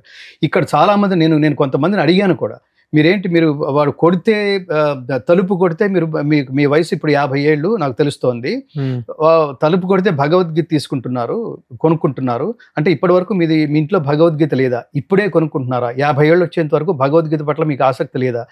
ఒకవేళ అతను అమ్మకపోతే మీరు కొనుండేవాళ్ళు కాదా? ఏమిటి అసలు హిందూయిజం పట్ల మీకున్న ఆసక్తి ఏమిటి? సనాతన ధర్మం పట్ల మీకున్న ఆసక్తి ఏమిటంటే, అతను ఏమన్నాడంటే వాళ్ళకేదో ఆ టెంపుల్కి ఏదో ఒక 100 రూపాయలు ఇచ్చినట్టు ఉంటుందని అలా కొనుక్కున్నాను తప్ప ఇదేని అర్జెంట్గా ఇంటికి వెళ్ళి చదువుకోలేదు. ఆ పర్పస్ పోలేదు, పోయింది, ఆ ఔదార్యమో పోయింది. వీళ్ళకి ఉన్నటువంటి అది ఏమవుతుందంటే అది కాదు, వ్యాపారం అవుతుంది. అది ఏమిటో తెలియదు. రెండోది ఏంటంటే కల్ట్ లాగా పెరగకూడదు. నేను మా ఆఫీస్కి ఒక ఇస్కాన్ అతను వచ్చాడు. మేము రికార్డ్ చేసిన భగవద్గీతని మేము గౌరవంగా వాళ్ళకి ఇస్తాం. ఎవరు ఆఫీస్కి వచ్చినా భగవద్గీత ఏది అవైలబుల్ గా ఉంటే అది ఇస్తాం. ఎందుకని? అది భగవద్గీతే. అది ఎవరు వ్యాఖ్యానం రాసినా కూడా దాని పేరు భగవద్గీతే. శంకరాచార్య వ్యాఖ్యానం, రామానుజాచార్య వ్యాఖ్యానం, మధ్వాచార్య వ్యాఖ్యానం, వాళ్ళ తపస్సుల నుంచి వాళ్ళు ఏమి అనుభూతి పొందారో అర్థం చేసుకున్నారో అది రాశారు. అన్ని చదువుకోవాల్సిందే మనం. కానీ వీళ్ళందుకు భిన్నంగా అది అమ్మమ్మ మేము వేరే భగవద్గీతలు తీసుకోండి అన్నాడు అతను. నేను షాక్ అయ్యా. అలా ఆ మాట అంటే అది జబ్బు అవుతుంది. సనాతన ధర్మం మీకు ఏ అర్థం చేసుకున్నారు? హిందూయిజం సర్వనాశనం అయిపోవడానికి ఒక్క మాట చాలు. నువ్వు తెలిసి మాట్లాడుతున్నావా, తెలియక మాట్లాడుతున్నావా అన్నా అనేసరికి పక్కన అతను ఏదో అతన్ని తప్ప ఆయన అన్నది కరెక్ట్, తప్ప అలా రిజెక్ట్ చేయకూడదు అన్నాడు. మొత్తం మీద నా మొహమాటం కొద్దీ ఏదో మొత్తం మీద తీసుకున్నాడు. ఆ తర్వాత అతను పక్కన పడేసి ఉంటాడు. నేను అమెరికాలో భగవద్గీత ప్రచారం కోసం వెళ్ళినప్పుడు మళ్ళీ ఇదే కల్ట్ వాళ్ళు నేను భగవద్గీత చెప్తుంటే, గురుగారు యూఆర్ ఏ పవర్ఫుల్ స్పీకర్, నాది ఒక రిక్వెస్ట్, ఇట్లా పక్కకు వస్తారా అని పక్కకు తీసుకెళ్ళి, గురుగారు మీరు మా దాంట్లో జాయిన్ అయితే ఈ ఉద్యమానికో మా దీనికో ఇస్కాన్ చాలా చాలా పెద్ద ఊపు వస్తుంది. మీరు సంపూర్ణ భగవద్గీత రికార్డ్ చేశారన్నారు కదా, 150 మంది టెక్నీషియన్స్ స్కాలర్స్తో 9 సంవత్సరాల పాటు చేశారన్నారు కదా, మీరు ఇప్పుడు ఇంగ్లీష్ చేయాలనుకుంటున్నారు, తప్పకుండా మా ఇస్కాన్ మేము ఇంగ్లీష్లో మీరు చేసే భగవద్గీత మేము సపోర్ట్ చేస్తాం, కానీ నాది ఒక రిక్వెస్ట్ అని అతను చెవి దగ్గరికి వచ్చి, మీరు ఇప్పుడు ఏ భగవద్గీత అయితే చేసి దాని తాత్పర్యం రాశారో ఆ తాత్పర్యం తీసేసి మా ఇస్కాన్ తాత్పర్యం పెడితే మేము సపోర్ట్ చేయడానికి సిద్ధంగా ఉన్నాం అన్నాడండి. అసలు ఈ జబ్బు ఒకడికి కాదు, మొత్తం ప్రపంచం అంతా మేము వేరు, మా కృష్ణుడు వేరు, మీరు వేరు, మీ కృష్ణుడు వేరు, మీరంతా వెధవలు అన్నట్టుగా బిహేవ్ చేస్తుంటే ఇంకా క్రిస్టియన్స్కి వీళ్ళకి తేడా ఏంటిరా, మీరు వేరు మేము వేరు, మీరు వెధవలు, అందుకని మా దాంట్లో కన్వర్ట్ అయిపోండి అని ప్రచారం చేస్తున్న క్రిస్టియన్స్ హిందూ ధర్మంలోనే దీంట్లో అది నాకు అర్థం కాలేదు. ఇదే కనుక అంటే నాకు 2-3 ఇన్సిడెంట్లు అందరూ ఇలాగే తారసపడ్డారు, వేరుగా చూస్తున్నారు, మిగతా వాళ్ళు వేరు, అసలు మేము అర్థం చేసుకుంది వేరు అంటే నేను అతన్ని ఒక ప్రశ్న అడిగాను, ఇదేమిటో నువ్వు డైరెక్ట్గా పుట్టలేదు, మీ వేదాంత ప్రభుపాద గారు మేము రికార్డ్ చేసిన భగవద్గీతలో ఒక 18 చాలా గొప్ప గ్రంథాల రిఫరెన్స్ తీసుకున్నాం, ఆ రెఫరెన్స్లో ఇస్కాన్ భగవద్గీత కూడా ఉంది, రామానుజాచార్య, మధ్వాచార్య, సుఖబ్రహ్మాశ్రమం భగవద్గీత, వ్యాసాశ్రమం భగవద్గీత, క్రీస్తు శకం 302లో అభినవ గుప్తపాదుల వారు రాసిన భగవద్గీత, ఇన్ని రామకృష్ణ మఠ్ భగవద్గీత, ఇన్ని భగవద్గీతలు దగ్గర పెట్టుకుని ఏ పదానికి ఏ తాత్పర్యం, ఏ శబ్దం బాగుంది, ఏ శబ్దం జనసామాన్యానికి చేరువవుతుంది అనేంత కృషి చేసి అవన్నీ రెఫరెన్స్లు తీసుకుని పుల్లెల శ్రీరామచంద్రుడు అనే ఈ భారతదేశానికి సంస్కృతంలో దిక్సూచి అయిన మహామహోపాధ్యాయ సంస్కృత ప్రొఫెసర్ అలాంటి ఆర్వీఎస్ఎస్ అవధానులు గారు, కోరాడు సుబ్రహ్మణ్యం గారు, ఇంతమందిని పెట్టుకుని అట్లా తయారు చేసిన భగవద్గీతని జస్ట్ లైక్ అది తీసేసేమన్నాడు అతను, వాడికి ఏం తెలుసను. సో అది నేనేమంటానంటే ఇదంతే నా తపస్కాయ, అది మీరు అడిగిన ప్రశ్న ఏంటి, అట్లా వీళ్ళు అట్లా వేర్పాటు కోసం అప్పుడు కల్ట్ డెవలప్ అవుతుంది, ఆ బిజినెస్ డెవలప్ అవుతుంది, టెంపుల్స్ డెవలప్ అవుతాయి తప్ప జ్ఞానం డెవలప్ కాదు. సో ఇది చాలా అసలు నేను కూడా పెయిన్ తో మాట్లాడుతున్నాను.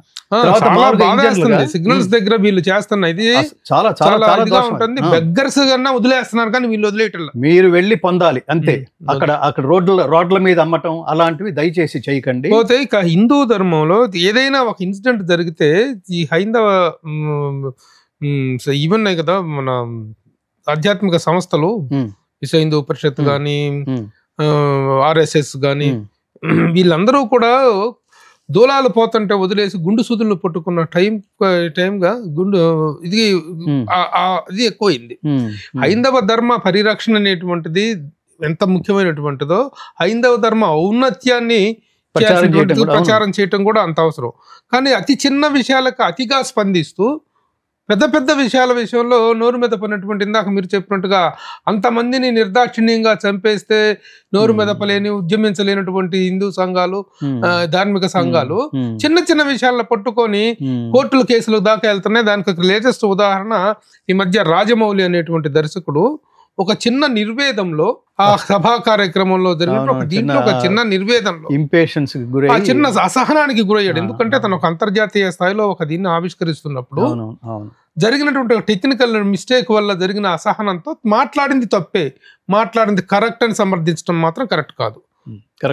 ఏ ఇమోషన్ లో మాట్లాడినప్పటికీ మాట్లాడిన తప్పే, కొన్ని వేల లక్షల కోట్ల మంది మనోభావాలని చేశారు. కానీ దానికి పోయి ఇంత తీవ్ర స్థాయిలో స్పందించారు. ఇంకెంతో భయంకరమైన నష్టాలు జరుగుతున్నటువంటి హైందవ ధర్మానికి జరుగుతుంటే వాటి విషయంలో మాత్రం నోరు మెదపరు. ఏమి ద్వంద్వ వైఖరి, ఆ విషయంలో మీరు ఎలా రాజమౌళి మీరు ఏది చెప్పారో అదే నేను చెప్పేది. అసలు దీనికి ఆన్సరే లేదు.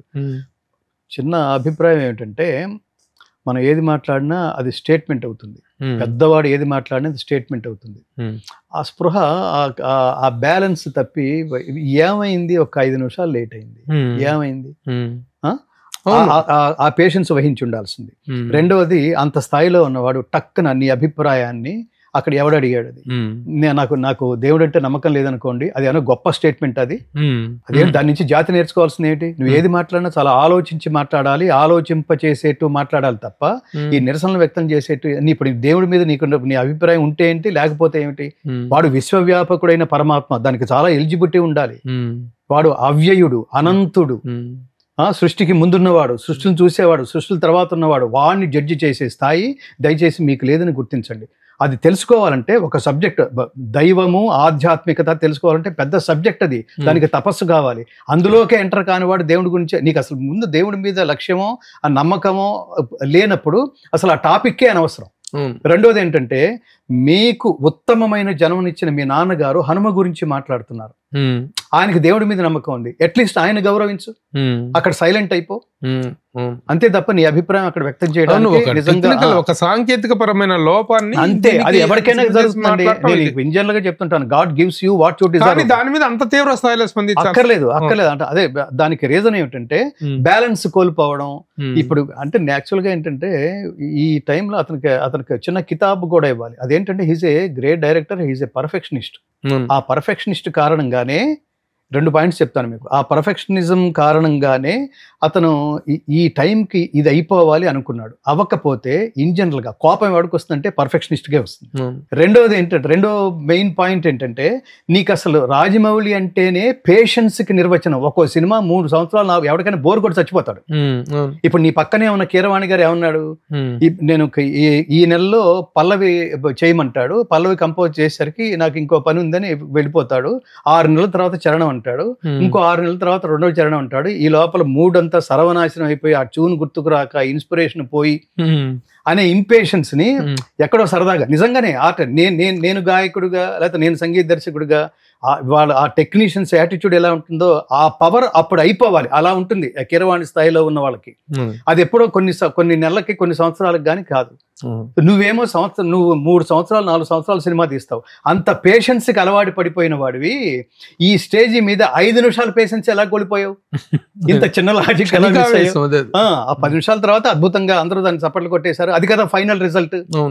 సో అందుకని అతను దైవం గురించి అలా ఆ సబ్జెక్టే నీకు తెలియనప్పుడు నీకు నమ్మకం. ఇంకోటి అంటే, నేను మన రామాయణం తీస్తున్నాను, భారతం తీస్తాను, పౌరాణిక చిత్రాలు తీస్తాను అనేటువంటిది కూడా ఉన్నాడు. నీకు దైవం మీద నమ్మకం లేనప్పుడు అసలు క్యారెక్టర్నే పెట్టుకోకూడదు. ఇక్కడ చాలా చిన్న కన్ఫ్యూజన్. ఒక అభిప్రాయం ఉంటుంది. ఇప్పుడు జీవితాంతం నాస్తికుడుగా నాగేశ్వరరావు గారు, అవునవును, కొంతకాలం నాగేశ్వరరావు గారు ఎలాంటి భక్తి పాత్రలు చేశారు. దేవుడి పాత్రలకు రామారావు గారు ప్రతీక అయితే, భక్తి పాత్రలకి నాగేశ్వరరావు గారు ప్రతీక. భక్తతో నారాయణ ఎన్నెన్ని పాత్రలు చేశాడు ఆయన భక్తుడిగా. దానికి ఎన్నో వ్యక్తిగత అభిప్రాయాలకు సంబంధం లేదు. బట్ కానీ ఈ మధ్య కాలంలో పెరుగుతున్నటువంటి మనోభావాలు అనేటువంటి ఎక్కువగా ఇదవుతున్నటువంటి ఏంటంటే, మాట్లాడే ప్రతి మాట చూసి మాట్లాడాలి. ఇంకోటి అంటే, దీన్ని పోయి ఇంత స్థాయికి తీసుకెళ్ళాలి. అదే చెప్పబోతున్నాను. ఒక్కొక్కడు రాజమౌళి లాంటి వాడిని మీద ఒక కామెంట్ చేస్తే మనం కూడా వెలుగులోకి వస్తామనే తాపత్రయంతో చేసేవాళ్ళు కొంతమంది, వీడియోలు పెట్టేవాళ్ళు. అది దారుణంగా మాట్లాడుతున్నా వాడు వీడు రాజమౌళి వాడు వీడని మాట్లాడుతున్నారు.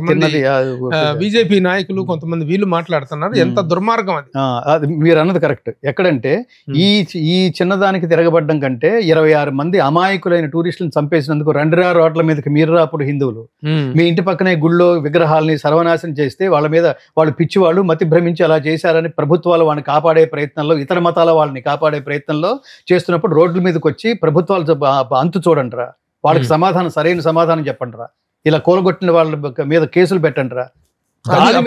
చూపించాలి కదా.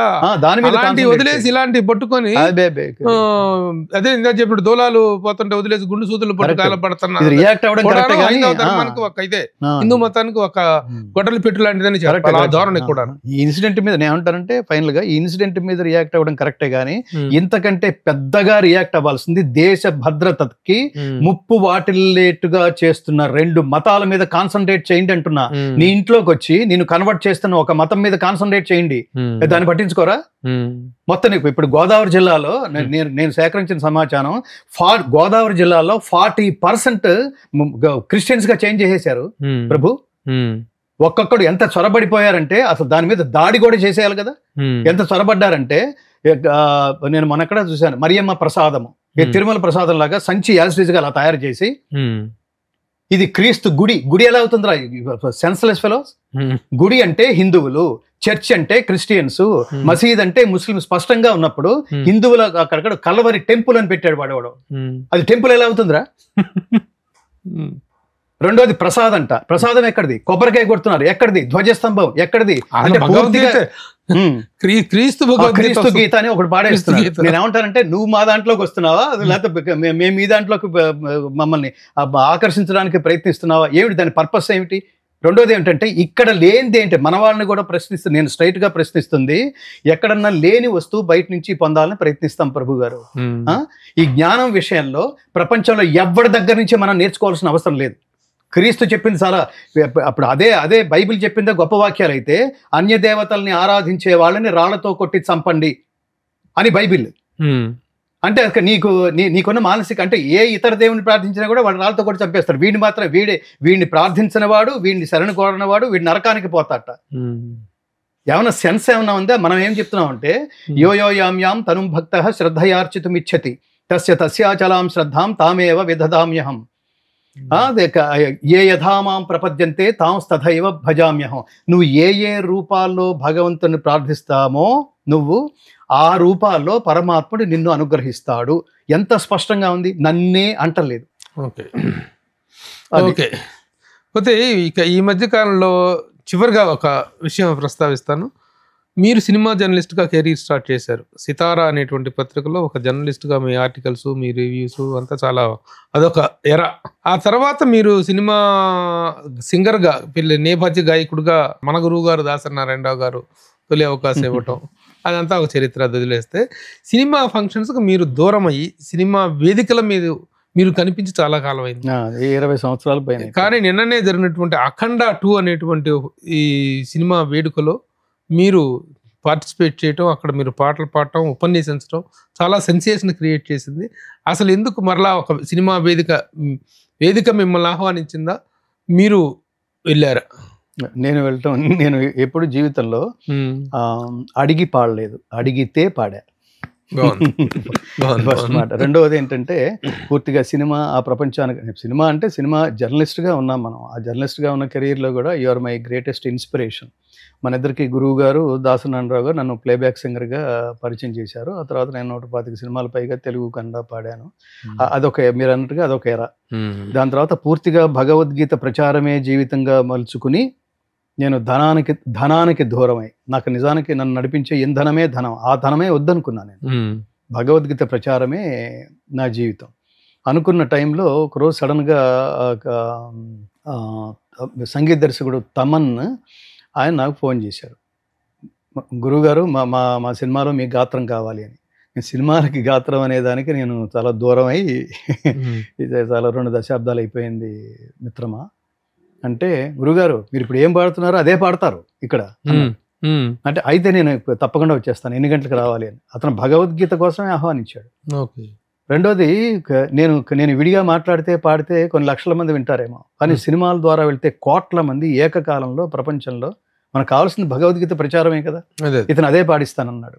వెళ్ళాను, ఏం పాడుతున్నానో తెలియదు. అక్కడికి వెళ్తే ఇప్పుడు ఈ కార్యక్రమంలో నేను ప్రారంభంలో ఏం పాడానో, యదా యదా హి ధర్మస్య, ఆ జంట శ్లోకాలు అతను పాడమన్నాడు. అతను ఫ్రీడమ్ ఇచ్చారు. మీరు అనుకున్న ట్యూన్లో పాడండి గురువు గారు. ఆల్రెడీ షూటింగ్ చేశాం, దాన్ని ఏమంటారు పిక్చరైజేషన్ కూడా చేశారు అని. నేను అక్కడికి వెళ్ళాను. వెళ్ళే టైంకే ఆ బోయపాటి శ్రీని గారు అక్కడ ఉన్నాడు. మనం ఉన్న రోజుల్లో ముత్యాల సుబ్బయ్య గారు అసిస్టెంట్గా అతను మనకి చాలా ప్రీతిపాత్రుడు, మిత్రులాగా తెలుసు. కానీ అతను డీటెయిల్డ్ డైరెక్టర్, అతను కూడా పర్ఫెక్షనిస్ట్. నేను కనిపించిన ఇన్స్పిరేషన్తో, నా వీడియోస్ అతను చాలా చూశాడు, కనిపించిన ఇన్స్పిరేషన్తో అఖండలో అనేక సీన్స్ డైలాగ్స్తో సహా ఇన్స్పైర్ అయ్యి నాతో పంచుకోవాలని అనుకున్నాడు. 1 గంట సేపు మాట్లాడాడు నాతో. నేను చాలా థ్రిల్ అయ్యాను. ఇతను ఏంటిది, ఇది సినిమా అనేది ఒక ఎంటర్టైన్మెంట్ వ్యాపారం. ఇతను ఏంటి, దైవభక్తి, దేశభక్తి, కర్తవ్యనిష్ట, నిష్కామకర్మ, ఈ దేశం గురించి నేను నెగిటివ్గా మాట్లాడితే ఊరుకోని ఒక క్యారెక్టర్, తిరగబడే ఒక క్యారెక్టర్. అది బాలకృష్ణ గారు. ఆ డైలాగ్స్ అన్ని చెప్తుంటే అసలు చాలా పవర్ఫుల్. ఈ సినిమా మనం కుటుంబ సమేతంగా వెళ్ళాల్సిన సినిమా, మనం పాడామని కాదు, అది అసలు ఏంటి ఇది చాలా దానికి ఓ 10 times అలా అనిపించింది ఈ సినిమా. అది చెప్పాడు.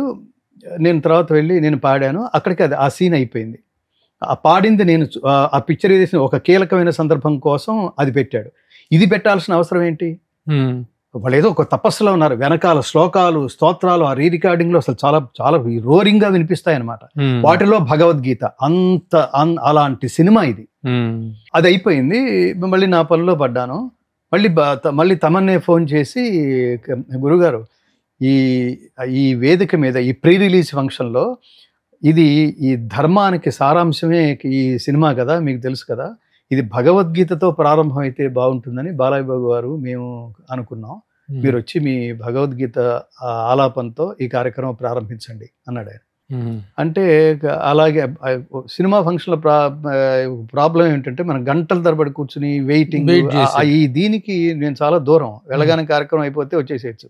మన ఏజ్ కూడా అన్నిటికీ సహకరించాలి. సరే వెళ్ళాను, అది పాడాను.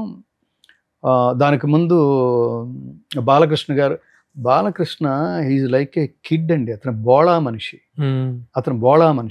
అతను ఒక ఆల్ ఇండియా రేడియో టైప్. లోపల ఏదంటే బయటకు అదే వస్తుంది తప్ప లోపల ఒకటి బయట ఒకటి రాదు. అతను అలాంటి వ్యక్తి. అతనితో నా అనుబంధం కూడా, అతనేదో దీనికి స్పందించాడు దానికి స్పందించలేదు అట్లా అనుకుంటాం. కానీ ఒక సందర్భంలో నా మిత్రుడు క్యాన్సర్తో బాధపడుతున్న ఒక మిత్రుడు బసవతారకం హాస్పిటల్లో జాయిన్ అయితే ఆయన భార్య ఫోన్ చేసి, మీకు బాలకృష్ణ గారు వీళ్ళందరూ క్లోజ్ కదండి, ఒక్క ముక్క చెప్తారా, మా దగ్గర డబ్బు కూడా లేదు, సినిమా ఇండస్ట్రీ వాళ్ళకి అప్పిచ్చి మేము సర్వనాశనం అయిపోయి ఉన్నాం, ఇప్పుడు వాడు కూడా స్పందించే స్థితిలో లేడు, ఈయన్ని బయటికి ఎలా తీసుకురావాలో డబ్బు లేని స్థితిలో ఇబ్బంది పడుతున్నాం అని ఆ తల్లి అంటే, నేను అసలు ఏం చేయాలో తెలియదు. బాలకృష్ణ గారితో ఇప్పుడు మనం జర్నలిస్ట్గా ఉన్నప్పుడు అనుబంధం ఉండేది, ఇప్పుడు చాలా దూరం అయ్యాం. ఇప్పుడు మనం ఫోన్ చేస్తే ఆయన ఏ పరిస్థితిలో ఉంటాడో, రెస్పాండ్ అవుతాడో లేదో అనుకుంటూ, ఆయనకి క్లోజ్ సింగర్ ఒక అతను ఉన్నాడు, మన సింహ అని. ఆయన బాలకృష్ణ గారు అతను చాలా అభిమానిస్తాడు. సింహకి ఫోన్ చేశా, ఇలా బాలయ్య గారికి ఒకసారి చెప్పండి ఇట్లా నేను ఫోన్ చేశానని. అంటే గురుగారు అక్కర్లేదు, మీరు ఫోన్ చేస్తే లిఫ్ట్ చేస్తారు, మీ ఆప్షన్స్లో చాలాసార్లు భగవద్గీత గురించి మీరు పాడే పాటల గురించి ఆయన మాట్లాడుతుంటారు, మీరే చేసేయండి, లేకపోతే జస్ట్ మెసేజ్ పెట్టండి మీరు అన్నాడు. అంటే నిజంగా మ్యాటర్ సీరియస్ కాబట్టి సరే ట్రై చేద్దాం. నేను అప్పుడు అమెరికాలో ఉన్నా. అమెరికా నుంచి నేను ఒక మెసేజ్ పెట్టి, ఇలా దయచేసి వీళ్ళు ఆర్థికంగా కష్టాల్లో ఉన్నారు, మన హాస్పిటల్లో జాయిన్ అయ్యారు, దయచేసి వాళ్ళని ఆదరించగలరా, మీరు ఎన్నో ఎమ్మెల్యేగా కూడా సేవా కార్యక్రమాలు ఎన్నో చేస్తున్న నేపథ్యంలో ఈ సహాయం చేయగలరా అని మెసేజ్ పెట్టాను ప్రభు గారు. జస్ట్ మెసేజ్ పెట్టా. మెసేజ్ అక్కడ ఏంటి, మెసేజ్ అక్కడ పంపించిన మెసేజ్ తెల్లవారుజామున 4 గంటలకి ఇక్కడ మెసేజ్ రీచ్ అవుతుంది. అతను 4:05కి ఇక్కడ హాస్పిటల్ వాళ్ళకి ఫోన్ చేసి, ఇలా పేషెంట్స్ వస్తున్నాడు, అతను జాయిన్ చేసుకోండి ఇమ్మీడియట్ గా, దాన్ని చాలా ఇది నా పర్సనల్ కేసు, ఇది తీసుకుని దాన్ని ఇమ్మీడియట్ గా అటెండ్ అవ్వండి అని వాళ్ళకి మెసేజ్, నేను వాళ్ళ నెంబర్ కూడా పెట్టాను, వాళ్ళకి మెసేజ్ పెట్టి డోంట్ వర్రీ నేనున్నాను అని మెసేజ్ పెట్టేశాడు ప్రభు. వాళ్ళు ఒక 4-5 గంటల తర్వాత, మీకు చాలా కృతజ్ఞతలు, బాలబాబు గారు స్పందించారు అంటే, నేను అసలు నేను షాకా, థ్రిల్లా, అసలు ఆనందమా, ఆశ్చర్యమా, ఆయన అటెండెన్స్ అలా ఉంటుంది. ఆయన ఆ వేదిక మీదకి, నేను ఇలా వేదిక మీదకి వెళ్ళిపోయినా ఆడియన్స్లో కూర్చున్నారు, నేను పాడేసి వెళ్ళిపోబోతుంటే గురువు గారిని నేను కింద కూర్చొని వింటాను, ఆయన మాట్లాడాలి సనాతన ధర్మం గురించి, ఆయన వెళ్ళొద్దని చెప్పండి, ఇది బాలకృష్ణ గారి ఇన్స్పిరేషన్. నేను నేను ఈ సందర్భంగా ఫ్యాన్స్ కూడా చెప్తుంటాను, బాలయ్య బాబు మీరు ముద్దుగా పిలుస్తున్నారు ఓకే, గానీ ఆయన పేరు బాలకృష్ణ, అసలు శబ్దం అంతా కృష్ణలో ఉంది. కృష్ణ అనేది మంత్రం, ఆ మంత్రానికి అర్థం ఏమిటంటే క్రిష్ అనేది ధాతువు, ఆ ధాతువుకి అర్థం ఏమిటంటే క్రిష్ అంటే ఆకర్షించుట అని అర్థం. అణ అనేది ఆనందవాచకం, నా అంటే ఆనందం ఇచ్చువాడు అని అర్థం. ఆకర్షించి ఏం చేస్తాడు, ఆనందం ఇస్తున్నాడు. ఏం ఆనందం, శాశ్వతానందమయ స్థితి అయిన మోక్షం. ఆ మోక్ష దేవత అంత పవర్ఫుల్ నేమ్ ఉన్నదంతా కృష్ణలోనే. దాన్ని దయచేసి ఇంకా షార్ట్ చేసి క్రిష్ అని ఈగలు తోలుకున్నట్టుగా అట్లాంటి సౌండ్లు ఎవడో వాడకండి. ఈ మధ్యన చాలా చోట్ల వింటున్నాను. కృష్ణ అనేది మంత్రం, మహోత్కృష్టమైన శబ్దం, రామలాగా, రామ కృష్ణ అందుకని బాలయ్య బాలయ్య అనేసి అది పిలిపించుకునేవాడికి పిలిచేవాడికి కూడా మోక్షం కృష్ణ శబ్దం. అందుకని బాలకృష్ణ గారిని పూర్తిగా బాలకృష్ణ గారు అనండి. ఇంకా మీరు గౌరవించాలంటే బాలకృష్ణ స్వామి లేదా కృష్ణస్వామి అని పిలవండి, అది ఇంకా గౌరవం. బాలయ్య జై బాలయ్య బాలయ్య బాలయ్య అంటే ఆయనకి వచ్చేదేం లేదు. సో ఈ ఈ ఈ పవర్ఫుల్ ఏమంటారు ఈ తరంగంతో అది అది ఆయన చెవులకు సోకాలి, అది ప్రపంచానికి కూడా ఈ శబ్దం వినపడుతూ ఉండాలి, కృష్ణ కృష్ణ కృష్ణ. సో ఆయన బాలకృష్ణ గారి కారణంగా ఆయన పిలుపు కారణంగా నేను ఆ వేదిక మీద ఈ సనాతన ధర్మం గురించి నేను అంటే సింగిల్ లైన్లో ముగిస్తాను. బాలకృష్ణ గారు చాలా స్పందించారు, నా కోసం వెయిట్ చేసి గురువుగారు అంటాడు, అంత గౌరవిస్తాడు. పద్యం నేను ఆ సందర్భంగా కూడా చెప్పాను, నేను మా నాన్నగారు బాలకృష్ణ గారికి గొప్ప ఫ్యాన్. ఎందుకు నాన్న నువ్వు ఎన్టీ రామారావు గారు ఫ్యాన్ అన్నావు కదా, అక్కడ ఆగిపోకుండా బాలకృష్ణ గారి దాకా ఎట్లా వచ్చావు అంటే నాన్నగారు గొప్ప మాట అన్నారు, అతను మామూలు వాడు కాదురా, అతను మామూలు గొంతు కాదు, అతని వాయిస్ ఫ్రీక్వెన్సీ, అతని టంగ్ ఎలాంటిదంటే ఫ్లూటు జింక ముందు ఊదు సింహం ముందు కాదు అనే జనరల్ డైలాగు అంత పవర్ఫుల్ గా మాట్లాడగలడు. రెండోది అతని నోట్లోంచి పద్యం, తెలివి యొకింత లేనియడ తృప్తుడనై కరిభంగి సర్వమున్ తెలిసి తినంచు గర్వితమతిన్ విహరించితి తొల్లి, ఇప్పుడు ఉజ్వలమతులైన పండితుల సన్నిధి నించుక బోధశాలినై తెలియనివాడనై మెలంగితి గతమయ్యే నితాంత గర్వమున్. ఆ పద్యం చెప్తున్నాడు అతను. ఇంకొకటి వాగర్ధా వివ సంపృక్తౌ వాగర్ధ ప్రతిపత్తయే జగతః పితరౌ వందే పార్వతీ పరమేశ్వరౌ అని చెప్తున్నాడు. ఈ కార్యక్రమానికి ముందు అసలు నేను అక్కడ కూర్చున్నానని అతను ఎన్ని శ్లోకాలు ఆదిత్య హృదయం చెప్తున్నాడు. ఆయన పొద్దున లేచి అది చదువుతాట.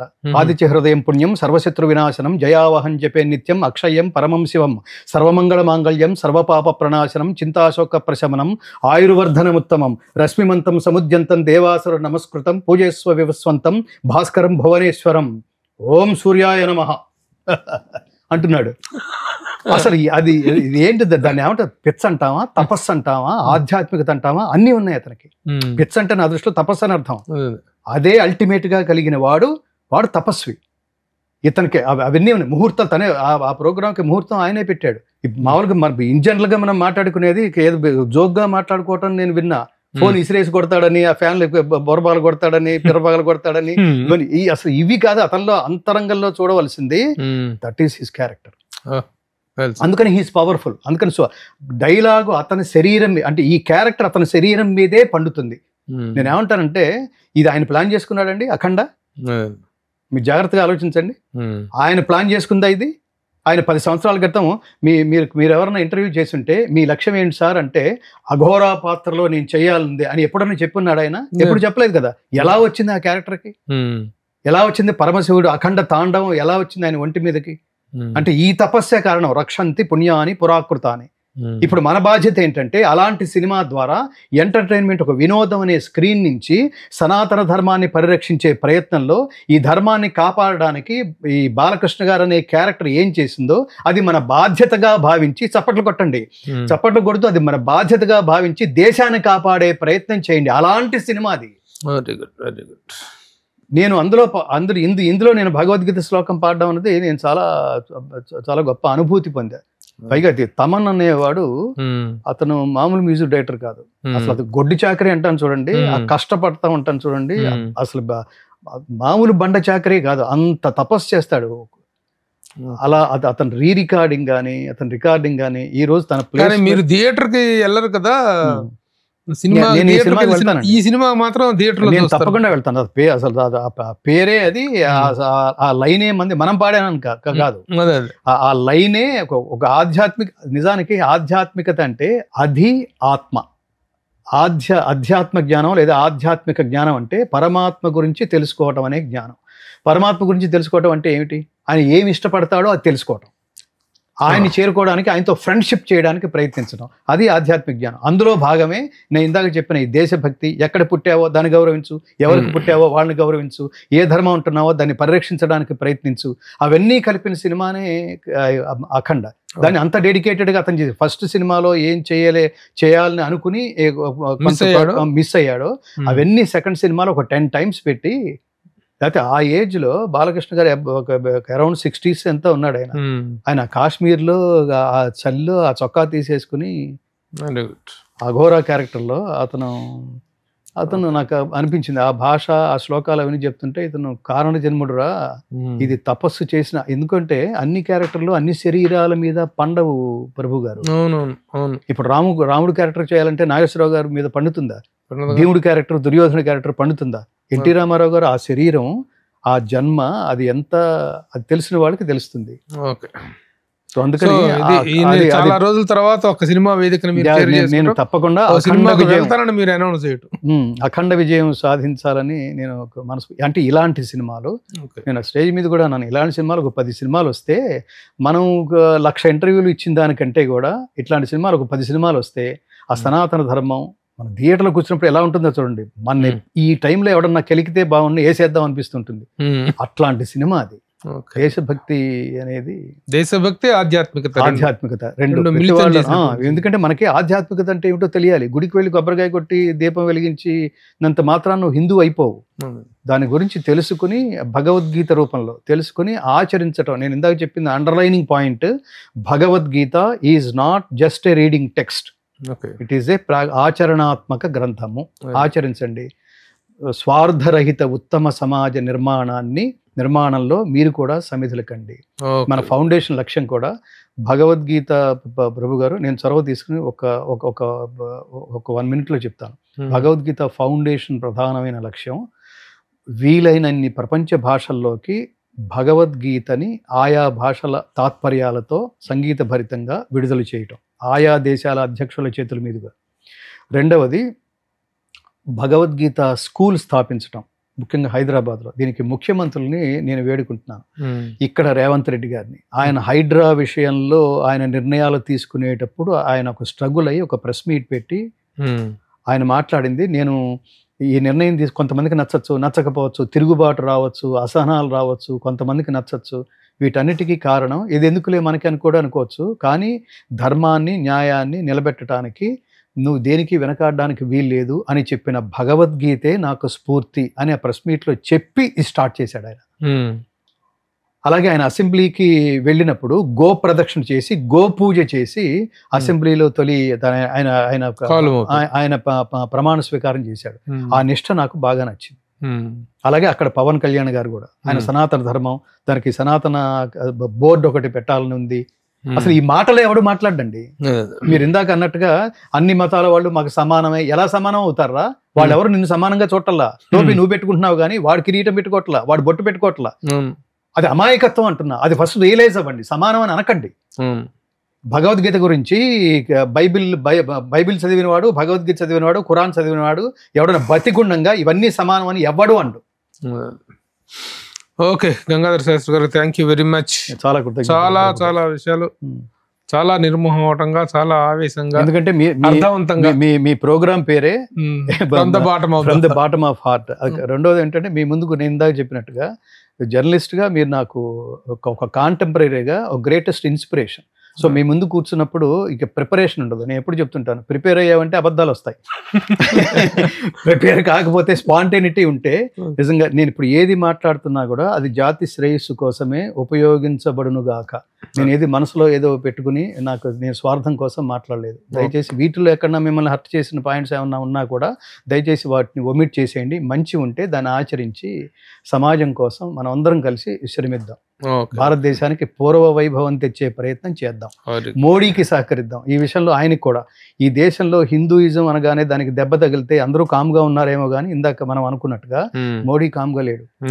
కామ్గా లేని వాడిని లేపేయడానికి ఆ పుతిన్ చూడండి, ఆ దేశంలో ఆయన రక్షించవలసి వచ్చింది ఆయన్ని. ప్రపంచం అంతా ఈయన్ని లేపేయడానికి, ధర్మాన్ని లేపేయడానికి అంత ప్రయత్నం జరుగుతుంది ప్రపంచవ్యాప్తంగా. అందుకని నేను ఏమంటానంటే ధర్మో రక్షతి రక్షితః అంటే ధర్మాన్ని రక్షిస్తే అది నిన్ను రక్షిస్తుందని ఎలా చెప్తున్నారో ఇక్కడ ఈ స్టేట్మెంట్ మోడీ రక్షతే రక్షితః. మనం అందరం కలిసి మోడీ ఒక్కడిని రక్షించుకుందాం, అతను ఈ దేశం మొత్తాన్ని రక్షిస్తాడు. అతను అలాంటి వాడు, దైవాంశ సంభూతుడు. ఒకటి మాత్రం కంక్లూడింగ్లో ఒక మాట చెప్తాను. మీరు ఆధ్యాత్మిక పరమైనటువంటి ప్రబోధనలు, గీతా ప్రబోధనలు ఇవన్నీ ఎంత గొప్పగా చేస్తున్నారో మిమ్మల్ని ఒక ఆధ్యాత్మిక తీవ్రవాది అన్న సార్. దీన్ని తీవ్రవాది అనుకుంటే, తీవ్రవాది అనేవాడు నెగిటివ్ కోసం, వాడు నాశనమైనా దీన్ని నాశనం చేయాలి అనే లక్ష్యం ఉన్నవాడిని తీవ్రవాది అంటున్నాం. నేను ఇక్కడ ఏమంటున్నానంటే, నేను పోయినా పర్వాలేదు, ధర్మం నిలబడాలనుకుంటున్నాం. దీన్ని ధర్మవాది అనండి. ధర్మవాది. ఈ ఆగ్రహాన్ని ధర్మాగ్రహం అనండి. ఓకే, ఎనియో మీ ఆవేశం చాలా అర్థవంతంగా ఉంది. గీతా జయంతి రోజున ఇంత చక్కని సంభాషణ మీతో చేయగలగటం అదృష్టం. Thank you very much. చాలా కృతజ్ఞతలు ప్రభు గారు. సుమన్ టీవీ ఇది చైర్మన్, మీరందరూ చల్లగా ఉండాలి, క్షేమంగా ఉండాలి. జై శ్రీకృష్ణ. సర్వే జనా సుఖినో భవంతు.